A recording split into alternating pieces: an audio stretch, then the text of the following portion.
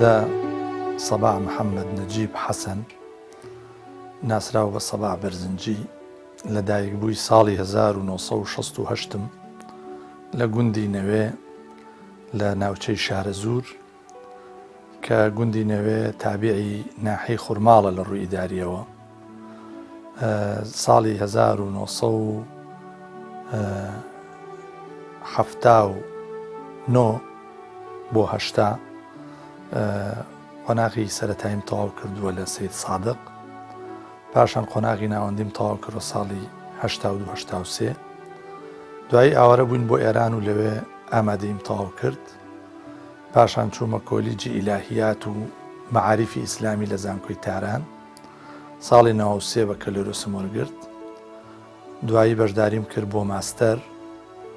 ئەوە بوو لە 1996 ماستەرم وەرگرت لە فیقه و بنەماکانی یاسا.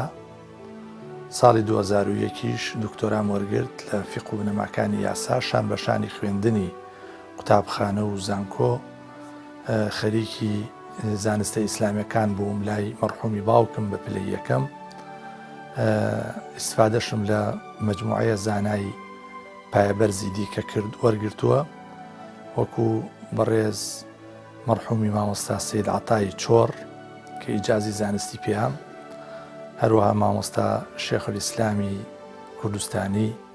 سەید محەممەدی شێخولیسلام کە ئوستازی ممتاز بووە لە جامیعەی تاران، ئەویش ئیجازەنامە و مۆڵەتی زانستی پێدام. لای مامۆستا مەلا عوسمان ئیستفادەی عیلمیم کردووە، مەرحومی مامۆستا مەلا عوسمانی هەڵەبجە. پاشان لای مامۆستا شێخ سدیق مەرحومی شەهید مامۆستا مەلا عەلی بیارە. سوودم لە زانستی بەڕێز و مەرحوم مامۆستا شێخ لەتیفی واژەیی وەرگرتووە،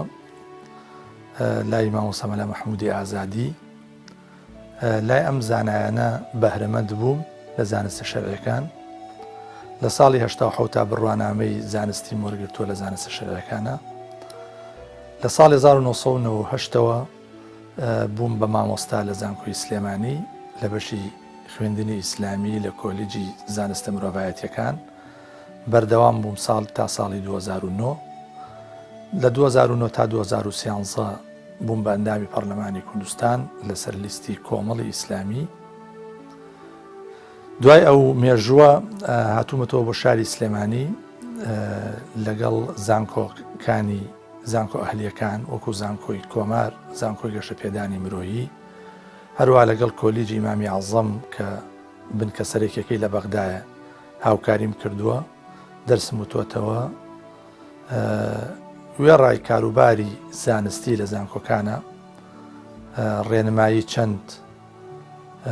ماستەرنامە و تێزی دکتۆرام کردووە لە بوارە جیاجیەکانە، بە تایبەتی لە بواری شەریعە و فەلسەفەی ئیسلامی و یاسا. ئەندامەتی چەندین لیژنەی مناقەشەی ماستەر و دکتۆرام کردووە لە زانکۆی سلێمانی، لە زانکۆی سەلاحەدین، لە زانکۆی کۆیە، لە زانکۆکانی بەغدا، لە زانکۆکانی لوبنان.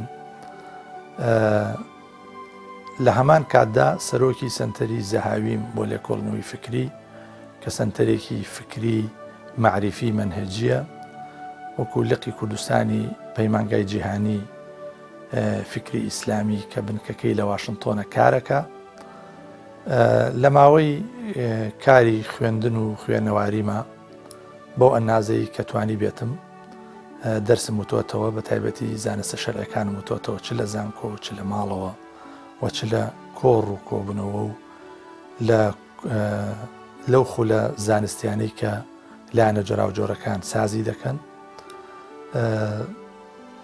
چەند بەرهەمێکم هەیە، بەرهەمی نووسراو، بەرهەمی وتراو و چەندین بەرنامەی تەلەڤیزیۆنیم هەبووە، لە چەندین کۆڕ و سیمینارە بەشداریم کردووە، لە چەندین کۆنگرەی ناوخۆیی و نێودەوڵەتیدا بە باس و لێکۆڵینەوە بەشداریم کردووە. حاڵی حازر سەرقاڵی چەند پرۆژەیەکی فکریم لە کوردستانە، ئینشاءڵڵا خوای گەورە تەوفیقمان بدا کە بتوانین بیگەێنین بە ئاکام. کتێبخانە وەکو ضرورەتێکی لێ هاتووە حاڵی حازر، چونکە ئینسان ئینسانیەتی خۆی لە ڕێگەی خوێندن و زانستەوە ئەچەسپێنێ. هەموو ئینسانێک پێویستە لە بوارە لە بوارەکانی زانستە شارەزایی هەبێ یا ئاگاداری هەبێ. ئەگەر ئینسانێکی عادیش بێ ئەبێ پەیوەندی و پەیوەستەگیەکی هەبێ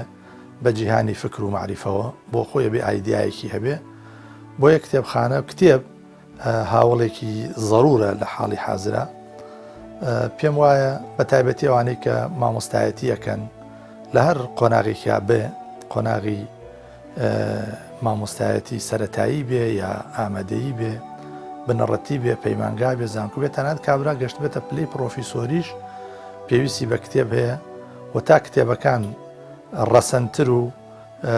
تا کتێبەکان جۆرا و جۆرتر و فرە چەشنتر بن باشترە. بۆیە کتێبخانە من تەوسیەکەم بۆ هەموو قوتابیان و بۆ هەموو خوێندکارانمان کە لا ئەقل گۆشەیەک لە گۆشەکانی ماڵەکەتان بە کتێب و کتێبخانەی تیا بێ. هەر کتێبێک کە دەرئەچێ بایی ئەوەیە ئینسان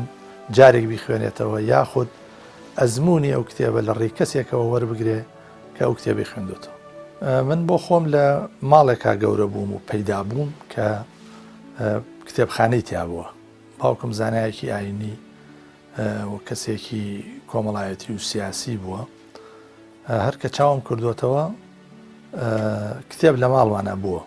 یعنی کتێبی فرەچەشن، بە تایبەتی کتێبە ئەدەبیەکان، کتێبە ئاینیەکان، کتێبە مێژوویەکان، دیوانی شاعیرەکانی کورد.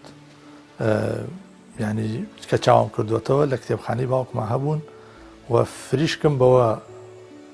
وەرگرتووە. خۆی ئەم کتێبخانەیە کتێبخانێکی تازەیە، ینی دەستنووس و ئەوانی تیان نییە، بەڵام ئەوەی کە هەبێت کە چاپەکەی کۆن بێ. چاپەکەی کۆن بێکیان ئەم کتێبی فەتح الموبینەیە کە شەرحی ئەربعینە، چاپەکەی ئەگەڕێتەوە بۆ 1999. ئەو کاتە لە مەطبعی بولاقی میسر چاپ کراوە. ئەمەشیان کتێبێکی دەستنووسە لە ئەدەبیاتە بە خەتی فارسی نووسراوە. ئەوە ئەکارێتەوە 1266 هیجری دەستنووسە. ئەمەشیان کتێبی کترە 1900 چاپ بوو، 1900 میلادی. تقریبا تهذیب الکەلامە هی شیخ عەبدولقادری مهاجری سنەییە، کاتی خۆی فەرەجوڵای زەکی مەریوانی لەوێ چاپی کردووە. باقی کتێبەکانی ترە هەموو چاپی تازەن، هەرچەند مەوزوعاتەکان یان ئەسڵی کتێبەکە ڕەنگە زۆر کۆن تەلیف کرابێ، بەڵام ئەم کتێبخانەیەکی تازەیە، ینی لە بناغەکەی لە 1983ەوە مەرحومی باوکم دایمەزرانوە. ئێمە کە ئاوارە بووین بۆ ئێران و هیجرەتمان کرد لە ساڵی 1983 کتێبەکانمان هەموو بەجێما لە سەید سادق. ئێترەوە کتێبانە فەوتان کە چوینە ئێران و لێ ئاوارە بووین لە 1983 باوکی ڕەحمەتیم ئەم بناغی ئەم کتێبخانەیە دامەزران، مەجموعەیە کتێبی کڕی کە هاتینەوە بەم دیوشە لەگەڵ خۆمانە هێنامانەوە. بەشێک لە کتێبەکانی ئێستا لە سەرگەتن، بەشێکشی لێرن، بەشێکشی لە کاتی پەلاماری ئەمریکا بۆ سەر کوردستان و بۆ سەر ناوچەی هەورامان تیاچوون. بەڵام ئێستا ئەمە ئەم کتێبانی کە بینیت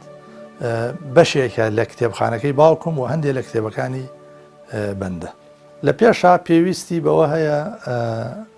کلیلەکانی خوێندن بەدەست بێنێ، یعنی ئەبێ زمان فێر ببێ، چەند زمانێک تا زیاتر بزانێ باشترە، ئەبێ مامۆستایی هەبێ، ڕێنمایی هەبێ، لە خۆ نەنیشێتە سەر کتێب، لە خۆ هەموو کتێبێک نە، ئەبێ بە شێوەیەکی مەنهەجیانە کتێب وەربگرێ، کتێب خوێنێتەوە و پەلەش نەکا لە وەرگرتن و لە تێگەیشتن. هەندێک کتێب هەیە ڕەنگەم پێویستی بە مامۆستا نەبێ، بەڵام بە شێوەیەکی ناڕاستەوخۆ کاریگەری لەسەر ڕەوتی ژیانی ئەو کەسە دادەنێن. بۆیە من پێم وایە ئینسان وێڕای ئەوەی هەموو دەرگایەکی بۆ کراوەتەوە بۆ خوێندنەوە، بەڵام پێویستە لەسەر بنەما و لەسەر مەنهەجێتێکی ڕوون خەریکی خوێندنەوە بێ. بۆیە لە سەرەتاوە مامۆستای قوتابخانەکان دەتوانن ڕێنمای باش بن بۆ ئینسان، پاشان کە ئەچێتە زانکۆ، لە زانکۆیشە مامۆستای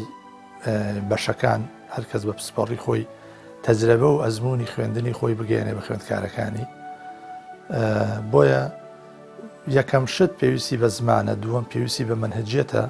سێم پێویستی بە ڕێنمایە، چوارم پێویستی بەوە هەیە کاتی خۆی تەنظیم کە کاتی خۆی وا دابش کا لەسەر لایەنە گرنگەکانی معریفە چونکە گرنگتر هەیە و گرنگترین هەیە و گرنگیشەیە ئەبێ ڕیزبەندیەک دابنێ بۆ ئەو خوێندنەوەی کەیکە لە ڕاستیە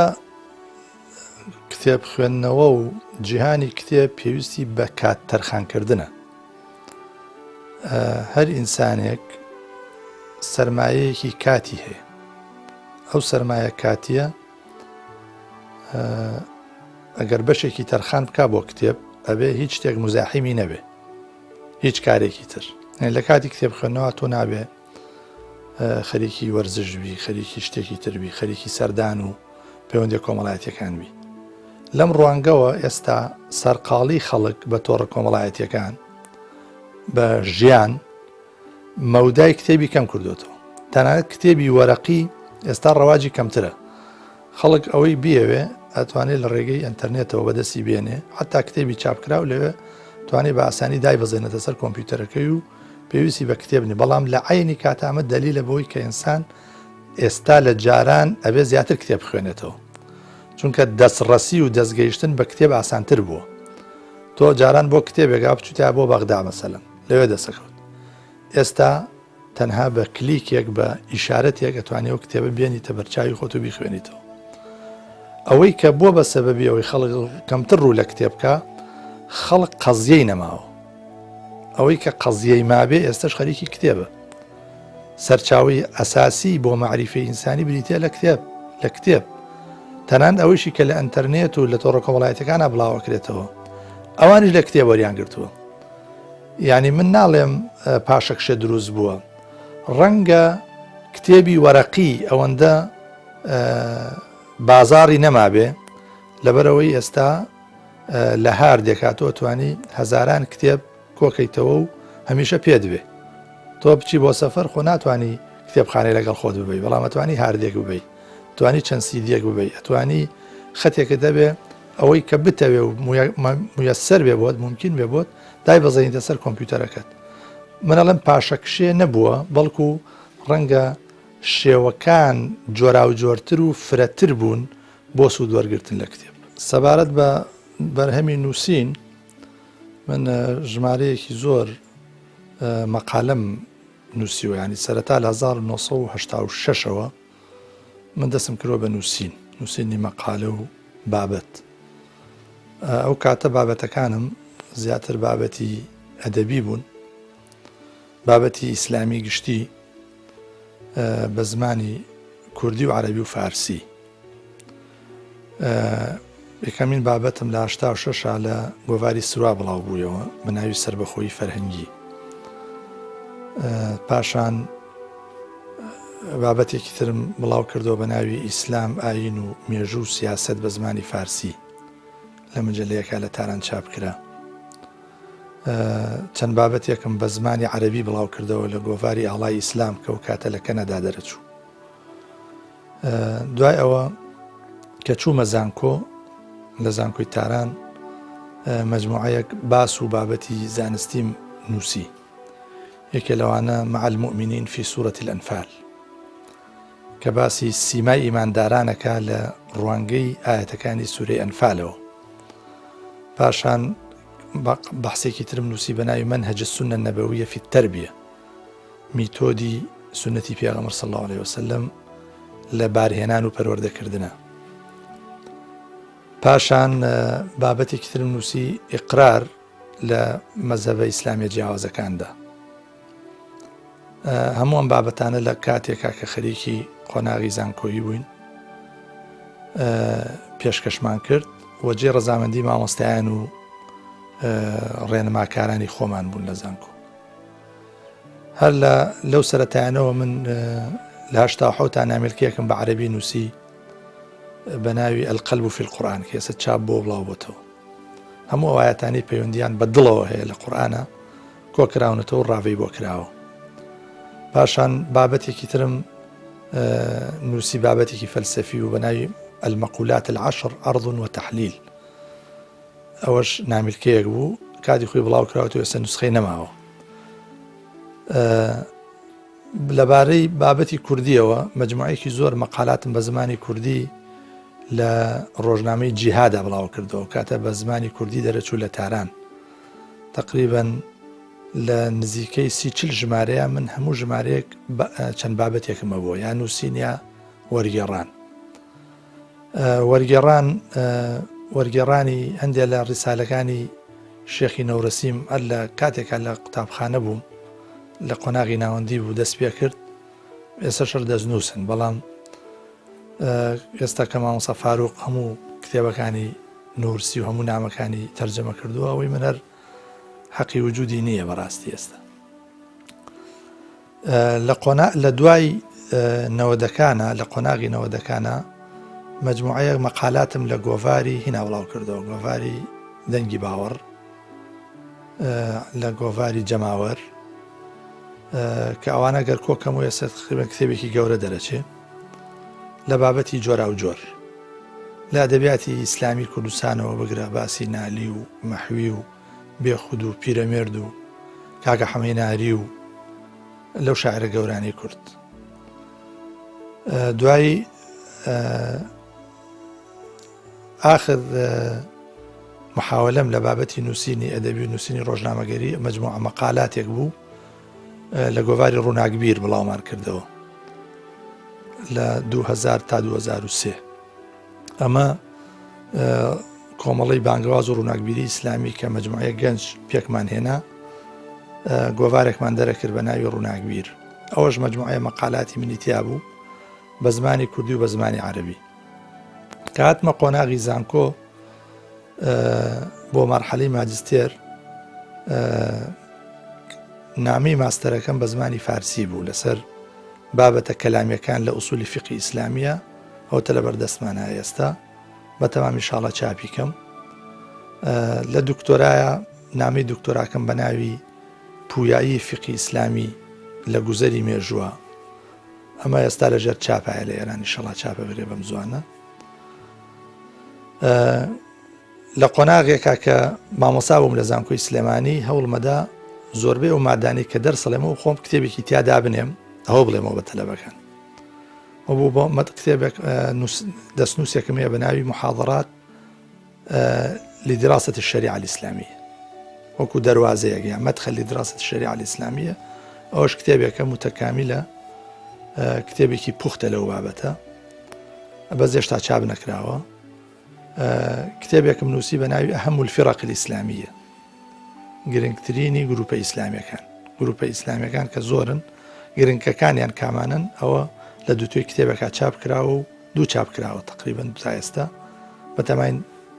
بە زیادکردنەوە بە هەندێک دەستکاریەوە چاپی سێمیشی بکەین ئینشەڵڵا کتێبێکی تر الخلاصة في علم المنطق ساڵێک 2 ساڵ زانستی منطقمەوە بە تەلەبەکان ئەو کتێبەم دانا بۆ ئەو بابەت ئەوە یەکجار چاپ کراوە بەڵام ئێستا نوسخەی نەماوە حتا خۆم نوسخەم نییە بە تەمام جارێکی تر ئەو کتێبە هەم فراوانتری بکەم و هەم قوڵتری بکەمەوە و چاپی کەم ئینشەڵڵا کتێبێکی ترمان نووسی بە ناوی تاریخ الفقه الإسلامي هەروەکو بۆ قۆناغی زانکۆ ئەوە کتێبێکە چاپ بووە ئەویش نوسخەم نەماوە هەمووی یا بە هەدیە ڕۆشتووە یا نەماوە محاضرات في تاريخ الفقه الإسلامي باسی سەرەتای دروستبوونی فقه ئیسلامیە کاتە ئەم کۆتاییانە کتێبێکی تر هەر وەکو کتێبی دەرسی کە لە زانکۆ وتومەتەوە و خۆم ئامادەم کردو و دامناوە بە ناوی الموجز في تعريف الأديان پوختەیەکە کورتەیەکە لە ناساندنی ئاینە گەورەکانی دنیا هەر لە سەرەتای بەرەبەیانی مێژووی مرۆڤایەتیەوە ئێمە چەندینێکمان هەیە بنەماکانی ئەمە ئاینانە پەیوەندیان بە یەکترەوە مەبادی و مێژووی کورتە مێژووی لەسەر ئاینەکان و لق و پۆپەکانیان کە ئەوەش وەکو هین چاپ کراوە بەڵام نوسخەی نەماوە و ئینشاءڵڵا هەوڵەدەم چاپی کەم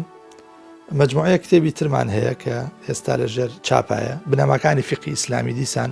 ئوسولی فقی ئیسلامیە بە کوردی 2 جار چاپ کراوە بەڵام نوسخەی نەماوە ئەوەش کتێبێکی دەرسیە بۆ قوتابیانی کۆلیجەکانی یاسا و کۆلیجەکانی شەریعە ئێستا چاپی تازەی بەڕێوە ئینشاءڵڵا ئەو کتێبێکی ترمان هەیە ئەوەش هەر لەژێر چاپایە بە ناوی شەرحی گوڵشەنی ڕاز. شەرحی گوڵشەنی ڕاز منزومەیەکی عیرفانیە بە 1039 بەیتە، هی شێخ مەحموودی شەبەستەریەیەکە لە عارفە گەورەکانی ئیسلام، سەدە ناوەڕاستەکانی ئیسلام. ئەمە هەموو بنەماکانی عیرفانی ئیسلامی تێدایە، هاتوین لێکدانەوەیان بۆ کردووەویش کتێبەکە ئینشاءڵڵا لە ماوەیەکی کورتە ئاگاتە دەستی خوێنەران. بێجگە لەوانە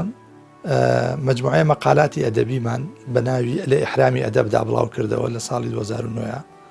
وەکو کتێبێک ڕۆژنامەی کۆمەڵ چاپی کرد. ئێسەش ئەویش نوسخەی لە بازاڕە نەماوە. کتێبێکم تحقیق کرد بە ناوی مەنازر الئینشا لە هونەری ئینشا و مەقالە نووسیە. ئەم کتێبە لە ئەساسا هی مەحموودی کوڕی محەممەدی گەیلانیە، مامۆستا مەلا خدری نالی شاعری گەورەی کورد هەندێک دەستکاری کردو و پێشکی بۆ نووسیەوە. من هاتووەم کتێبم تحقیق کردو، یعنی ساغم کردوتەوە و چاپم کردووە، بنکەی ژین چاپی کرد. ئەوەش بەرهەمێکی ترە. مەکتوباتی مەولانە خالیدی شارەزووری لە زمانی فارسیەوە بۆ زمانی عەرەبی نزیکەی 200 نامەیەم تەرجەمەم کردووە لەگەڵ پاراستنی ئوسلوبی نامەکانە و هەندێک پراوێزیشم بۆ داناوە. یەکی لەو کتێبانە گەشە سەندنی فقی ئیسلامیە بە کوردی سەنتەری زاهی وڵاوی کردوێتەوە. کتێبی ترمانەیە چەند نیگایەک بۆ هزری ئیسلامی، ئەوەش مەجموعە کۆباسێکە سەبارەت بە بنەماکانی فکری ئیسلامی و هزری ئیسلامی کە ئەوژ لەلایەن سەنتەری زاهاویەوە بڵاو بۆتەوە. کتێبی ترمان بەدەستەوە ئینشاءڵڵا لە داهاتوە پەیوەندی نێوان زانستی کەلام و زانستی ئوسولی فقە. ئەوش کتێبەکە حدودی 200 لاپەڕ دەبێ. بەرهەمی پرۆژەی تریشمانەیە بەڕاستی مجموعەیە مەقالاتی جامیعیشم هەیە کە لە بەرنامەما هەیە کە بیکەم بە کتێبێک بە ناوی مەقالات و ئەفکار. ئەوەش تقریبان کتێبێکی 300-400 لاپەڕەیە. ئەمێنێتەوە سەر بەرهەمێکی تر کە تقریبان یەک لەسەر 4 تەواو بووە، بەڵام هەندێک کاری تری تیاماوە بە ناوی ڕوانین. ڕوانین مێژووی فەلسەفەیە، ینی لە سەرەتایی دروستبوونی فەلسەفەوە تا ئێستا بە چەند ئەڵلقەیەک هاتوین بە دوای فەلسەفە، ینی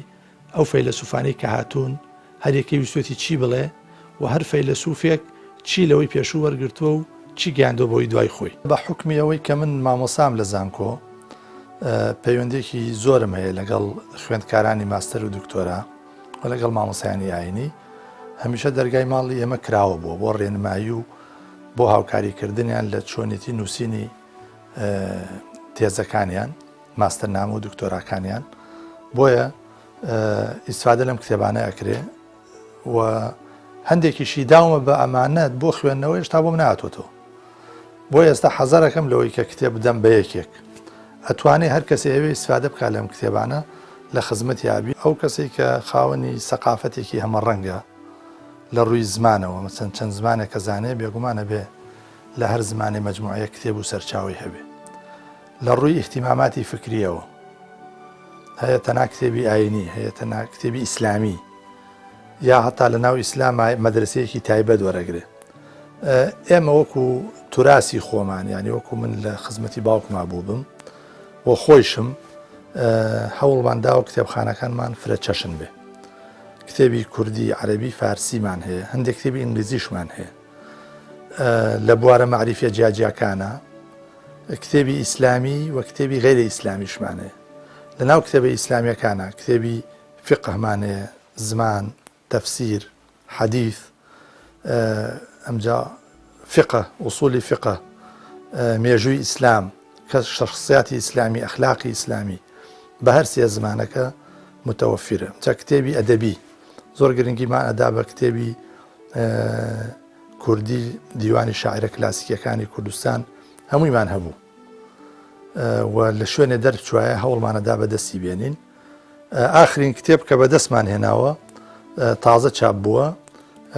شەرحی شیعرە فارسیەکانی مەحویە مامۆستا مەلا حەمی یۆسف خوای گەورە پایەداری بکە، نووسیوێتی لە ئێران چاپ کراوە بە ناوی بەزمی حوزور. ئەمە کتێبێکی زۆر نایابە، کەواتە ئێمە باوەڕمان بەوە هەیە کە ئەبێ کتێبخانە فرە چەشن بێ، وەکو چۆن ئەڕۆیتە ناو فەرهەنگێکەوە ئەو فەرەنگە ئەبێ هەموو شەیەکی تیاابێ هەموو کەسێ گومبووی خۆی تیا بدۆزێتەوە ئەبێ لە کتێبخانەشە تا حەدی ئیمکان هەموو جۆرە سەرچاوەیەک و هەموو جۆرە کتێبێکی تێدا بێت خۆی ئەکرێ بە پێی قۆناغە جیاوازەکان زمانی کتێب زمانی نووسین بگۆڕێ فۆرم و چاپیش و طریقەی عەرزیش بگۆڕێ لە وڵاتانی پێشکەوتووە ئەو ئوسلوبە پەیڕەوەکرێت کە بۆ هەر قۆناغێکی تەمەن یا بۆ هەر ئاسێکی خوێندەواری نەوعێک لە زانست نەوعێ لە ڕۆشنبیری ئەخرێتە ڕوو بە هەر حاڵ ئەوەش ڕەچاو کراوە لە ناو ئەدەبیات و توراسی ئێمەیە لە توراسی ئێمەش ئەوەت کراوە مەسەلەن بە تایبەتی لە کوردستانە شێخ معرفی نۆدێ هاتووە ئەحمەدی داناوە بۆ کاک ئەحمەدی کوڕی دوایی کە گەورەتر بۆ کتێبێت تری پێوتو شتێکی تری پێوتو ئێمەش دەتوانین ئەوە پەیڕەو بکەین بەڵام دیارە ئەمە پێویستی بە هەماهەنگی و بە پێکەوە کارکردنی چەند پسپۆڕێکی جیاوازە پسپۆڕی پەروەردەیی دەرونی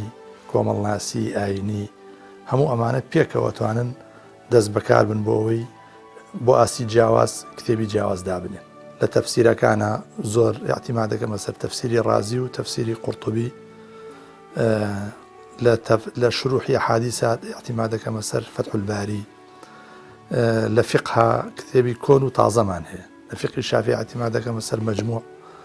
لە فقه تازە الفقه الإسلامي وأدلته دكتور وهب الزحيلي لە کتێبی ئەدەبی عەرەبی و تاریخی ئەدەبی عەرەبیە کتێبەکانی شەوقی زەیف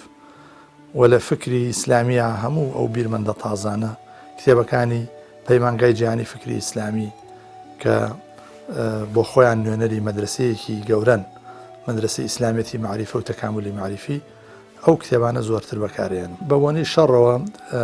تەرجەمەیەکی گولستانی سعدی هەبوو بۆ عەرەبی یەکەم لە ڕووی چاپەوە چاپێکی زۆر ناوازە بوو دووهەم لە ڕووی تعلیقاتی مامۆسایەکی ئاینی کورد مەرحومی مەلا عەلی سەبار ئەم کتێبە کە خۆی کڕی بووی لە بازار هاتبوو لە هەندێک شوێنە هامیش و پەراوێزی جوان بە خەتێکی جوان لەسەری نووسی بوو لە ڕووداوەکانی 2023 لەو کاتە ئەو کتێبە لە سەرگە دەبێ ئەو کتێبە فەوتە یعنی زۆر خەفەتم پێ خوار هەرچەند ئێستا چاپێکی تریمان کڕیوەتەوە بەڵام قەت وەکو ئەوە دەرناچێ چونکە نەوعیەتی چاپەکە و ئەو پەراوێزە بە نرخانەی کە مەلا عەلی سەبار لەسەری دروست نووسی بوو بۆیە خەفەتێکی زۆری بۆ خۆم و بێ ئیسفادەی لێ بکەم من هەمیشە تەوسیە و ڕاستپاردەم بۆ خوێندکارەکانم بۆ هاوڕێکانم و مامۆستایانی هاوکارم ئەوەیە کە زۆر گرنگی بدەین بە کتێب کتێبخانەمان هەبێ تازەترین کتێب بەدەست بێنین و ئەگەر کەسێک تەجربەیەکی هەیە لەگەڵ کتێبێکە کتێبێکی خوێندۆتەوە ئەتوانێت و تەجربەیە بگەیەنێ بە خەڵکی تر کۆڕی لەسەر بگرێ دانیشتنی تایبەتی لەسەر بگرێ چونکە ڕەنگە هەموو کەسێ نەتوانێت و کتێبە بخوێنێتەوە یا کتێبە بەدەست بێنێ بۆیە جوانترین هەدیە بۆ ئینسانی ئەمڕۆ ئەوەی ئینسان ئەزمونێکی معریفی و ئەزمونێکی زانستی بە خەڵکی تر بگەیەنێت.